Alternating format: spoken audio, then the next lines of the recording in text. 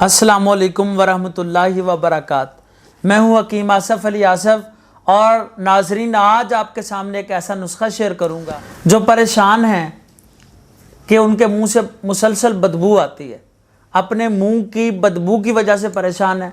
ان احباب کے لیے یہ ویڈیو بہترین ویڈیو ہے۔